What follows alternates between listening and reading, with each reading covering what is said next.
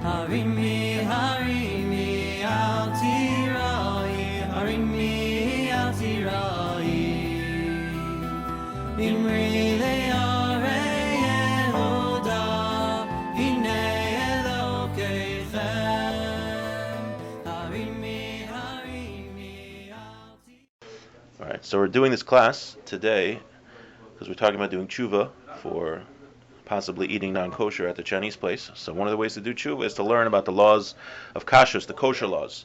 So we talk about the kosher laws, as many of you who are here already know, that kosher is not just, it doesn't say in the Torah, just keep kosher, but rather it's a combination of several mitzvos in the Torah of what we can eat and what we can't eat. Some positive commandments, some negative commandments. I'll leave it open in case anyone doesn't know. That's all right. Okay. So I counted, I went through, and I think there was about, relevant nowadays, I think it came to about 24 mitzvos that have to do with the kosher laws. Now, some of them are, we know about, behemoth tameh, you can't eat a non-kosher animal. So that's anything without split hooves and that doesn't chew its cud. So famously, the pig, or a horse, or whatever other non-kosher animal you might have a desire to eat, it is forbidden. Now there's a separate prohibition to eat a non-kosher fish, dag tameh. So a shark would not be allowed to eat. Any kosher fish we know has fins and scales. Another prohibition, a separate prohibition, is the of tameh, to not eat an impure bird. So that would be like an eagle or something, or I don't know, any other impure birds that people eat. I really can't think of. Hawk, do people eat that? And then also, we have nevela, which is a carcass, which is something which wasn't slaughtered properly. And it's interesting, there could actually be, if you eat something that's not slaughtered properly, there can actually be two prohibitions. There could be the prohibition of eating nevela and violating the positive commandment of not eating something which was slaughtered properly. That's a debate. Now, also, so this is the prohibition that was most relevant for our current situation, because he was bringing in non-kosher meat. When we say non-kosher meat, what are the chances? What is it going to be? So if we're talking about like chickens, so obviously it's a kosher bird, but it wasn't slaughtered properly. So we're talking about the prohibition of nevela, which the Rambam counts as negative prohibition 180. Now, there's other prohibitions, including in kosher, is like shrutzim. Shrutzim is eating bugs. So people don't realize that eating bugs very often is much more stringent than eating other things, because you could violate, 5 or 6 prohibitions just by eating one bug, which if you eat a piece of non-kosher meat is only one prohibition perhaps.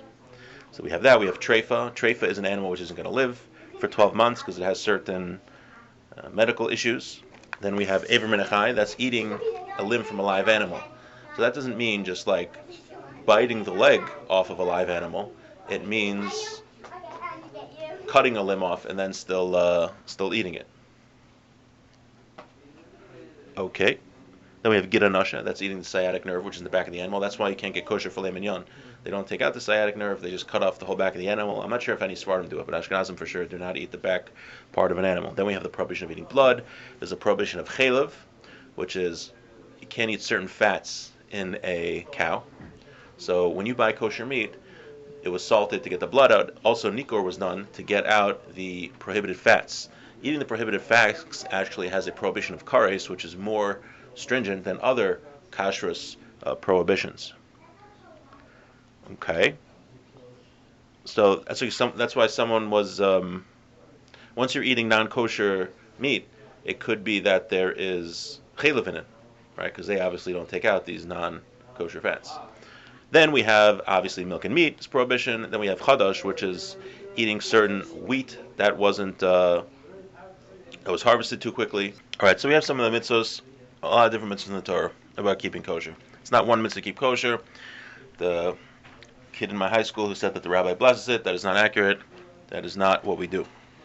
Now, great, so non-kosher meat is forbidden. So why can't I go, though, into a non-kosher restaurant and just order a piece of salmon? What is the problem with that? Salmon is kosher? Where it's cooked. Why? What's the problem?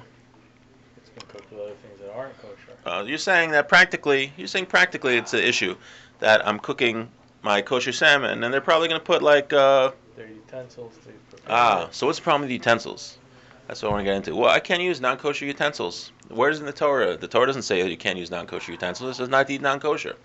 So there's a big principle in Kashrus. This is the first thing that we learned when we were doing the laws of Kashrus, called tam, taste. There's something called tam ke'ikr, that the taste of a food, the taste of something, has the status of the item itself.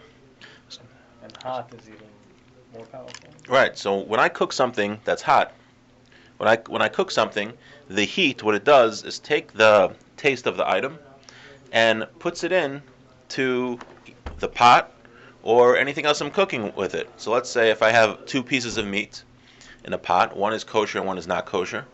Let's say they're different pieces of meat. The taste of the non-kosher will go and will make the kosher piece of meat prohibited. That's called tam ke'ikr. You ever learn about tam ke'ikr? No? Now you're doing. They're not going to teach you this at Shalom. Okay. Now, there's a debate. Is tam ke'ikr, the taste of the food that it's prohibited, is that a rabbinic law or a biblical law? Is it the Rabbanan or the Raisa? What do you think, the Rabbanan or the Raisa? Take a guess. Rabbanan or the Raisa? Say one. Which one? The Raisa? I say Rabbanan. Usher, you are correct. We paskin that it is a deoraisa, meaning that it is a Torah law. There's actually a debate amongst the Rishonim if it's rabbinic or it's a Torah law. That means if you eat the piece, let's say you have a piece of non-kosher meat and you cook it with kosher chicken, and you eat that kosher chicken, did you violate a Torah law or a rabbinic law? So we paskin, the way the halacha is, we hold you violated a biblical law. You did not, which is much more serious than violating a rabbinic law. Now, as I said, we paskin that it's a biblical law. And there's a debate. Where do we learn this from? So one of the opinions is from Rabbi Yochanan. Rabbi Yochanan says we learn it from Geulei Nachrim. There's a parsha in the Torah where after the Jewish people conquered Midian, the nation of Midian, they got a lot of their pots. And the Torah says you have to kasher their pots. You have to, what they used with fire, you have to bring it out into fire. You have to put it into fire to be able to use them. So now why do you have to do that? Why do you have to put them through fire?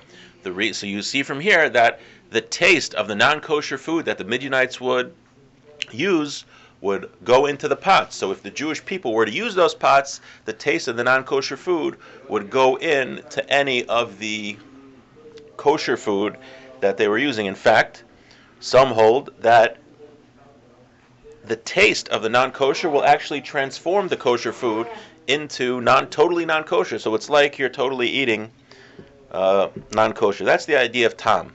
So hypothetically, let's say there was a Chinese restaurant, hypothetically, that was bringing in non-kosher meat. Perhaps not only do you have to worry about the non-kosher meat, but you have to worry about the other things that were cooked with the non-kosher meat. Perhaps the non-kosher meat imparted taste into the vegetables that were being cooked or the other things, and then it made the pots treif. It made the pots not kosher. It made the pots non kosher, and therefore that would make all of the other food not kosher. Is clay dishware different? Gosh. Yeah. So when the Torah is talking about any type of metal that you can kasher, when we say kasher, what we're doing is we're heating up the item to such a degree that whatever went in there, it'll go out. So we boil, let's say, the simple case, we had a spoon that you use with non-kosher, so you heat up a pot of boiling water, you put the spoon in there, that heat will take out all of the taste from that spoon. Oh, when they were saying Uncle Moshe, I thought they were talking about like Uncle Moshe the character. I didn't realize they actually have an Uncle Moshe. Uncle Mikey. Oh, Uncle Mikey. Ah, okay, that makes more sense. They call him Moshe over here. But, anyway, yeah. So you're asking about clay. So the thing with clay, or which is ceramic or porcelain, that can take taste, but there's really no way to heat it up. It absorbs so much that there's really no practical way to get the taste out. So, you're saying. Done. Nothing you can do. There are some leniencies Rav Moshe has that if you leave it for a year and you don't use it for a year, but then do Hagel 3 times. So if you really, really, really need something, then we could talk about it. But so in general, use it, but if you If it's ruined after that, it's ruined. For you, people do use clay dishware. Or Yeah, so if you mess up, then you definitely right. It depends how it got messed up and whatever. But the idea is the tam, the taste, is what makes it prohibited because there's taste of non-kosher in there. Okay. Now, there's an interesting. I want to tell you. Sometimes we think that it's just academic, this whether it's a rabbinic prohibition or a biblical prohibition of tam. But I'm going to tell you an interesting case.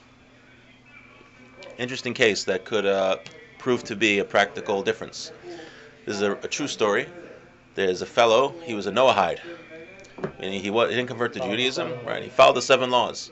One of the 7 laws is to not eat Aver Min HaChai. You can't eat any limb from an animal which was detached before the animal was dead.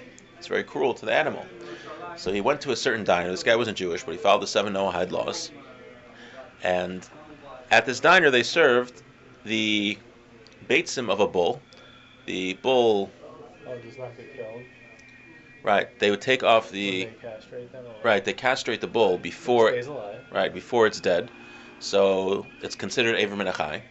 So he said, for sure, I'm not going to eat that. I know I'm not allowed to eat that because it's Aver Min HaChai. That was detached from the animal while I was still alive.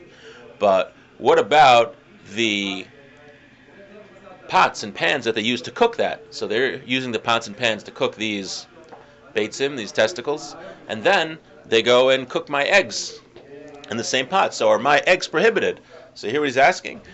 He's saying, well, let's think about it. So we know Tam Ki'ikr, that we're saying that Tam is prohibited, that applies to Jews, but does it apply to non-Jews, right? We usually don't think about if it applies to non-Jews. So it could be dependent. This question was actually asked to Rav Heinemann, from what I heard, the head of the Star K in Baltimore.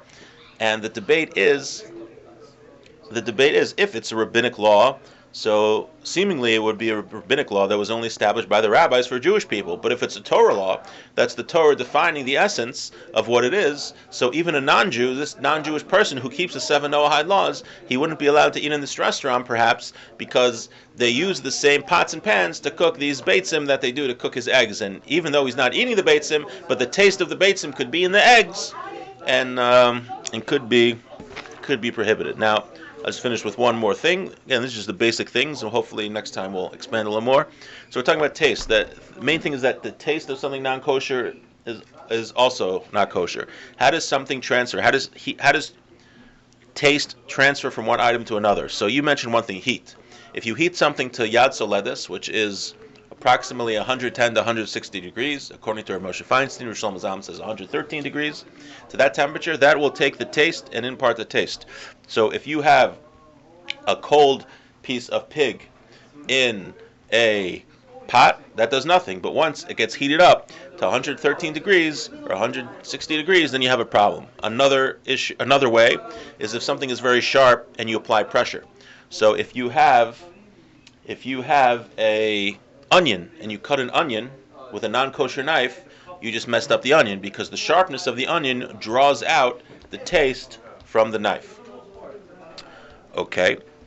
And there's another way called kavush. Kavush is pickling. It doesn't literally mean pickles, but if you have something, let's say you have non-kosher wine, and you put an egg in the non-kosher wine, it's all cold, but you leave it there for 24 hours. If you leave it there for 24 hours, then the egg becomes totally prohibited because the taste transferred just for the fact that it was there for so long. Okay, those are just some basic things about tam, and that's why we need 60. All right, the thing of 60, because we generally say if a piece of non-kosher fell into something, we say if there's 60, it's okay. Why is that? We say because the taste isn't there anymore. You can't taste it. It's gone. It's bottle. So there's no prohibition, and that's why we rely on that. Okay, those were just some general ideas about the kosher laws, and I hope to get more practical as we go along. If you have any specific topics that you want me to look into and